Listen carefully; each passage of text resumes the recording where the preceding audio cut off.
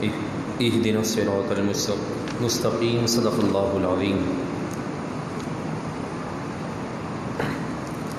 اللہ تبارک و تعالیٰ کے فضل و کرم سے آج 22 تراویحیں مکمل ہوئیں اور رب العالمین ہماری تراویحیں عبادتیں سب اپنی بارگاہ میں قبول اور منظور فرمائیں۔ آج کی تراویح کا آغاز سورہ محمد سے ہوا صلی اللہ علیہ وسلم، اور پھر سورہ محمد کی تلاوت کے بعد سورہ فتح کی تلاوت ہم نے سماعت کی، اور سورہ فتح کی تلاوت کے بعد سورہ حجرات کی تلاوت جس میں 2 رکوع ہیں وہ سماعت کیے۔ سورہ حجرات کی تلاوت مکمل کرنے کے بعد سورہ قاف اور آخری منزل کی ابتدا ہم نے آج الحمدللہ کر دی۔ سورہ قاف کی تلاوت کے بعد سورہ ذاریات جس میں 60 آیتیں اور 3 رکوع ہیں، اور پھر سورہ طور کی تلاوت ہم نے سماعت کی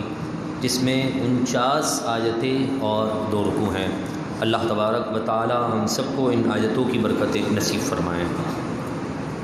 اللہ تبارک و تعالی نے میرے محبوب علیہ الصلاۃ والسلام کے نام سے اس سورت کو موسوم کیا، اور اس سورت کا نام محمد رکھنے کی جو وجہ ہے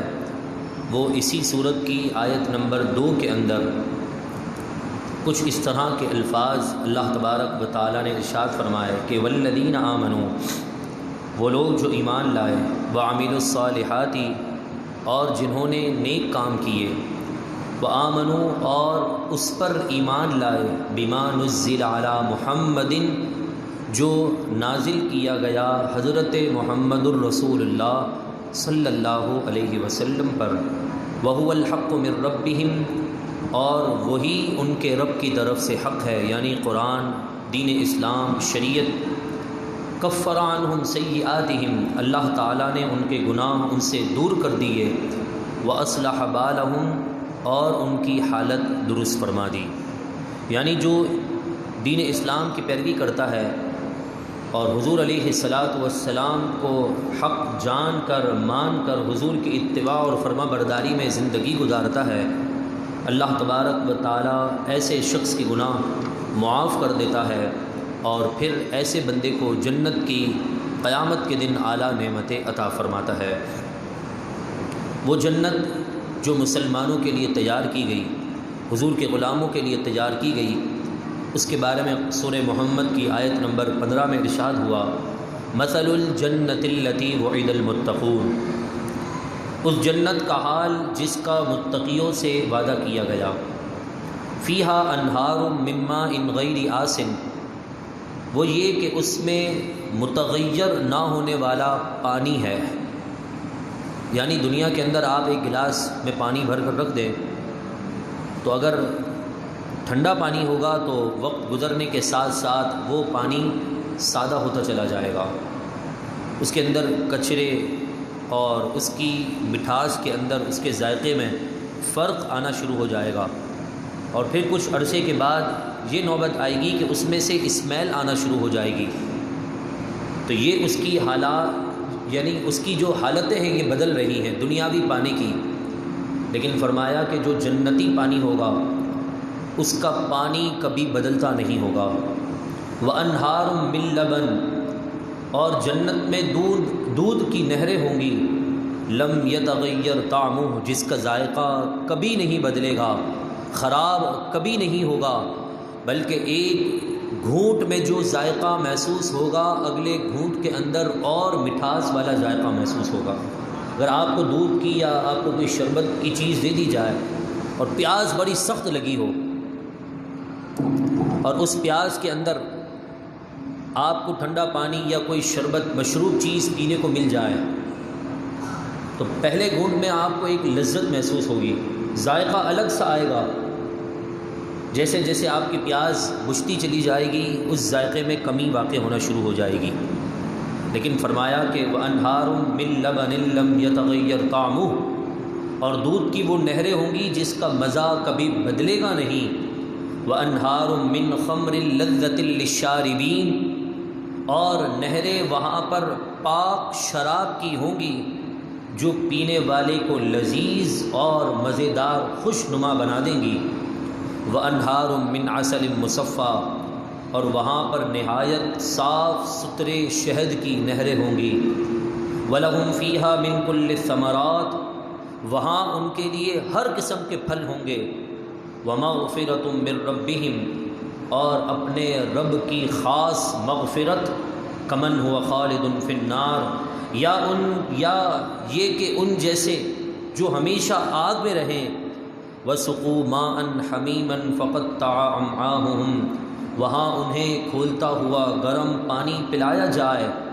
اور ان کی آنتوں کو ٹکڑے ٹکڑے کر دیا جائے۔ دو شخص کی مثال بیان ہوئی، متقی اور جہنمی۔ متقیوں کو یہ نعمتیں ملیں گی جو ابتدا میں بیان ہوئی، اور جو جہنمی ہوگا اسے گرم پانی دیا جائے گا جس کی وجہ سے اس کے اندر کا جسم کا حصہ کٹتا چلا جائے گا۔ اللہ تعالی ہمیں بھی اپنے محبوب کے صدقے سے جنت میں حضور کے قدموں میں جگہ عطا فرمائیں۔ سورہ فتح کی ابتدا ہے، اور یہ وہ صورت ہے کہ جس کی برکت سے اللہ تعالیٰ نے، بیٹے اس کی آواز سیٹی مار رہے ہیں نا، کم کر دیں۔ تو اس صورت کی برکت سے اللہ تبارک و تعالیٰ نے کئی مرتبہ مسلمانوں کو فتح اور کامیابی عطا فرمائی۔ ارشاد ہوا، انا فتحنا لک فتحا مبینا، اے حبیب ہم نے آپ کو روشن فتح عطا فرمائی۔ لیغفر لک اللہ ما تقدم من ذنبک، تاکہ اللہ تبارک و تعالی آپ کے لیے معاف کر دے آپ کے امتیوں کے اگلے اور پچھلے سارے گناہ، وما تأخر، اور وہ سارے گناہ جو بعد میں ہوں گے، یعنی اللہ آپ کے صدقے سے آپ کے گناہ گار امت کی بے حساب بخشش فرما دے۔ وَيُتِمَّ نِعْمَتَهُ عَلَيْكَ، اور وہ پوری کر دے آپ پر اپنی خاص نعمت۔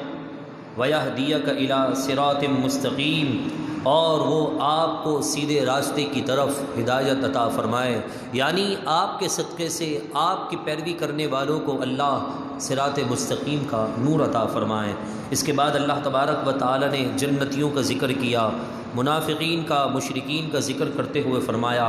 الظانین باللہ ظن السوء، یہ مشرک مرد اور عورت، منافق مرد اور عورت جو اللہ کے بارے میں بدگمانی کرتے ہیں، اللہ تعالیٰ انہیں نہیں بخشے گا اور ان سے ناراض ہو چکا ہے، ان پر ان رب کی لعنت ہے، اور وہی آسمان اور زمین کا حقیقی مالک ہے، وہ غالب بھی ہے، حکمت والا بھی ہے۔ ساتھ ہی ساتھ اس صورت کے شان نزول کے مطابق، یعنی اس صورت کی شان نزول کے متعلق کچھ اقوال ہیں، ان میں سے ایک قول یہ بھی ہے کہ جب سیدنا ابو سفیان رضی اللہ تعالیٰ عنہ، جو کہ اسلام اب نہیں لائے تھے، حضرت امیر معاویہ رضی اللہ تعالیٰ عنہ کے والد جس وقت ایمان نہ لائے تھے، تو وہ کافروں کی جانب سے قاصد بن کر، ایک سفیر سمجھ لیجئے بن کر مدینے پہنچے، اور مدینے سے پہنچنے کے بعد وہاں کے حالات کا معائنہ کیا۔ چونکہ حضرت ابو سفیان رضی اللہ تعالیٰ عنہ کی صاحبزادی میرے محبوب کے عقد میں تھی، نکاح میں تھی، ہماری ماں ہیں، تو انہوں نے یہ خیال کیا کہ چلو مدینے میں جاؤں گا تو ہو سکتا ہے لوگ میری دشمنی کی وجہ سے جو اسلام سے ہے مجھے مار ڈالیں، نقصان پہنچائیں۔ تو آپ نے یہ ارادہ کیا کہ آپ چھپ کر اپنی بیٹی کے گھر پہنچ گئے۔ اتنے عرصے کے بعد اگر بچی باپ کو دیکھے تو یقیناً محبت میں بلک ہی جاتی ہے، گلے مل کر روتی ہے۔ جیسے ہی باپ کو دیکھا اور والد حضور علیہ الصلاۃ والسلام کے بستر پر بیٹھنے لگے، تو آپ کی بیٹی نے حضور کا بستر کھینچ لیا اور کہا، بیٹا میں تو اتنے عرصے کے بعد تم سے ملنے کے لیے آیا ہوں، یہ تم کیا کر رہی ہو؟ کہا کہ آپ ناپاک ہیں، کافر ہیں، اور یہ اللہ کے محبوب کا بستر ہے، یہ پاک ہے، لہذا ناپاک لوگ اس پاک بستر پر نہیں بیٹھ سکتے ہیں۔ آپ کی بیٹی نے آپ کو کتنا سخت جواب دیا، وہاں سے پلٹ گئے۔ جب آپ واپس مکے پہنچے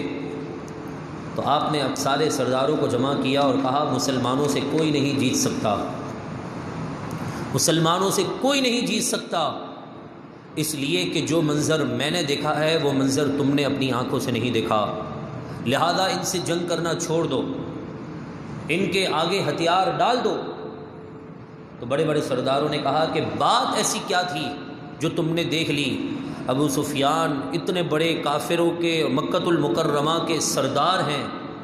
وہ کہتے ہیں میں کیسر و کسریٰ بھی گیا، اس وقت کی سپر پاور حکومتوں کے پاس بھی گیا ہوں، وہاں کے بادشاہوں سے بھی ملاقات کی ہے، ان کے وزیروں سے بھی ملاقات کی ہے، اور ان کے وفاداروں کو بھی دیکھا ہے،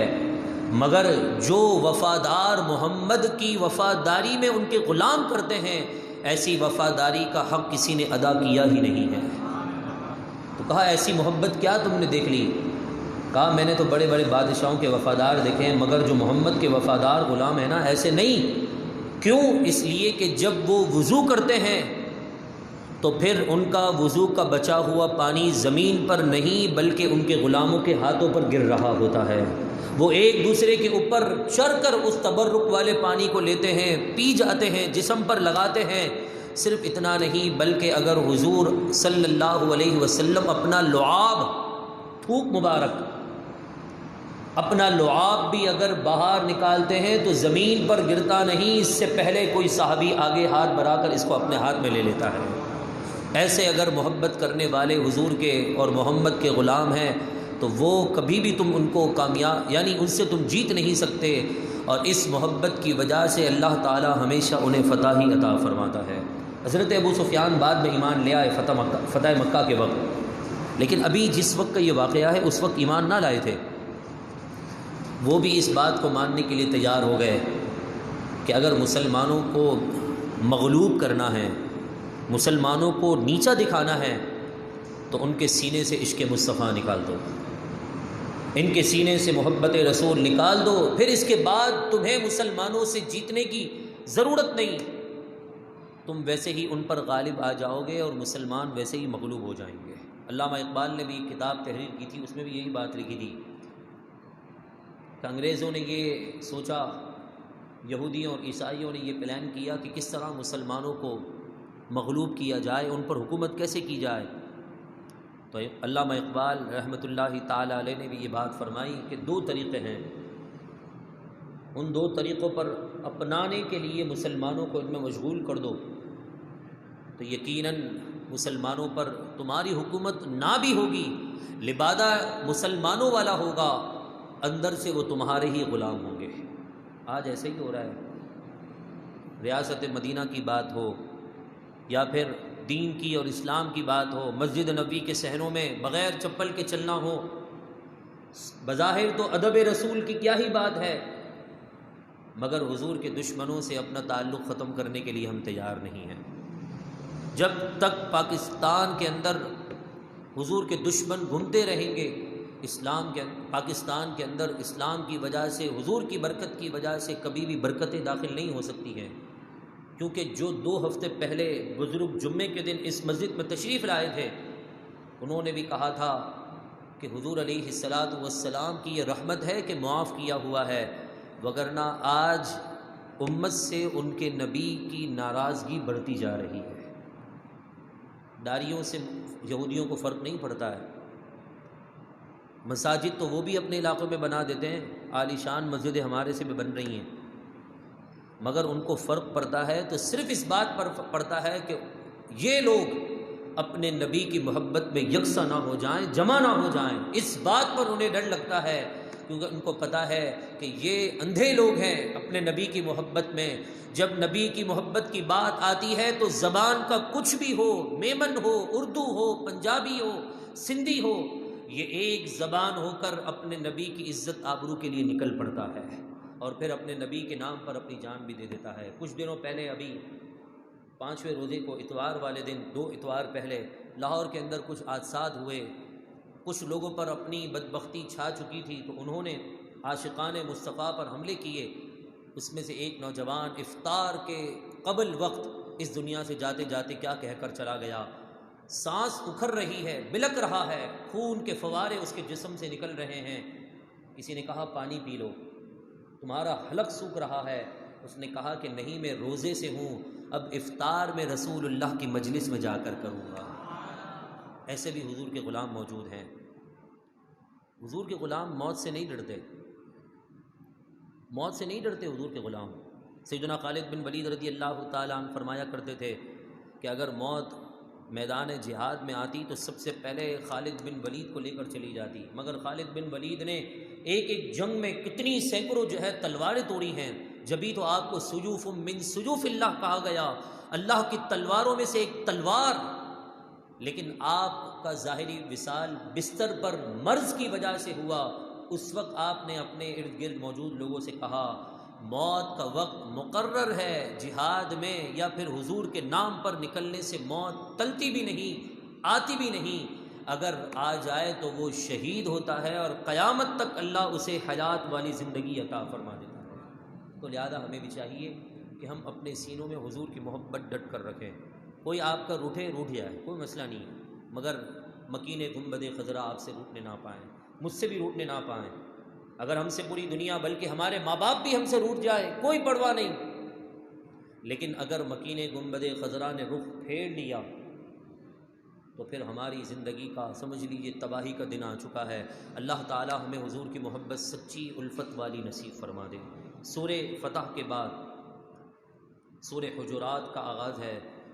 اس میں اللہ تبارک و تعالی نے اپنے محبوب کے دربار کا ادب سکھایا ہے۔ فرمایا یا ایھا الذین آمنوا لا تقدموا بین یدی اللہ، اے ایمان والو اللہ اور اس کے رسول سے آگے نہ بڑھو، واتقوا اللہ اور اللہ سے ڈرو، ان اللہ سمیع علیم، بے شک اللہ تبارک و تعالی سننے والا جاننے والا ہے۔ ایک صحابی رسول نے یہ ارادہ کیا کہ بقرعید کے ایام چل رہے ہیں، 10 ذی الحجہ ہے، حضور نماز عید کے بعد جب اپنے گھر میں پہنچیں گے تو سب سے پہلے میرے گوشت یعنی میرے جانور کے گوشت تھے وہ حضور جو ہے عید الفطر یعنی عید الاضحیٰ کی ان خوشیوں والی برکتوں والے دن کا آغاز کریں۔ تو انہوں نے نماز فجر کے بعد جانور ذبح کر لیا، اس غرض سے کہ حضور سب سے پہلے میرے جانور کا گوشت تناول کریں۔ جی عمل ہو گیا۔ اللہ تبارک و تعالیٰ نے قرآن مجید فرقان حمید کی آیت ارشاد فرما دی اور کہا کہ اے مسلمانوں میرے اور میرے محبوب سے آگے بڑھنے کی کوشش مت کرو، ابھی حضور نے قربانی کی نہیں، تم نے کیسے کر لی؟ لہذا تمہاری نیت اچھی تھی، ثواب تمہیں مل چکا ہے، مگر قیامت تک کے لیے فیصلہ ہو چکا کہ جو رسول اللہ سے آگے بڑھنے کی کوشش کرے گا کسی بھی معاملے کے اندر، نہ تو اس کا ایمان قبول کیا جائے گا اور نہ ہی اس کی عبادتیں قبول کی جائیں گی۔ ان اللہ سمیع علیم، بے شک اللہ تبارک و تعالی سننے والا جاننے والا ہے۔ اس آیت کے تحت اور بھی واقعات بیان ہیں، مگر میں آپ کو اس واقعے کے رک کر ایک بات سمجھا کر آگے بڑھنے کی کوشش کرتا ہوں۔ یہاں پر اس بندے نے اللہ تبارک و تعالی سے آگے نہیں بڑھا تھا۔ رب تعالیٰ سے آگے کون بڑھ سکتا ہے؟ وہ مالک ہے، خالق ہے، اس نے آپ کو اور مجھے پیدا کیا ہے۔ مخلوق جتنی بھی بڑی ہو جائے خالق کے برابر تو کیا، لیس کمثلہ شیء 25 پارے میں قرآن نے فرمایا اس کی شان کے مثال تو کوئی ہے ہی نہیں، تو پھر آگے تو کوئی بڑھنے کا سوال ہی پیدا نہیں ہوتا۔ یہاں پر اس بندے نے قربانی حضور کی قربانی سے پہلے کر لی تھی، حضور کی قربانی سے پہلے کر لینے کو رب نے اپنے سے آگے بڑھنے کی طرف اشارہ کر کے بتا دیا کہ جو میرے محبوب کا ہو جاتا ہے وہ ہمارا ہو جاتا ہے، اور جو میرے محبوب کا نہیں ہوتا ہم بھی انہیں اپنے دربار سے دور کر لیتے ہیں۔ تو لہذا اگر آج ہمیں اللہ تبارک و تعالیٰ کی رحمتوں کو پانا ہوگا تو حضور کے صدقے اور وسیلے سے پانا ہوگا۔ ابھی ہم نے واقعہ سماعت کیا کہ کافر بھی ماننے کو تیار ہو چکے ہیں